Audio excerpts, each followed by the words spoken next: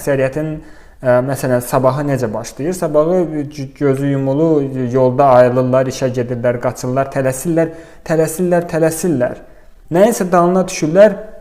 Hardasa başqa bir gələcəkdə bir hardasa yaşayırlar. Bu günləri nə baş verir? Fərqi yoxdur. Nəysə narahatlıq var, heç diqqət də yetirmirlər ki, nə baş veribdir. Bu diqqətsizlik və bu məsuliyyətsizliyin nəticəsində də insanlarda xəstəliklər, narahatlıqlar, problemlər artır. Çünki bu günə fokus yoxdur. Ağrı gəlir ki, bəlkə səni ayılda.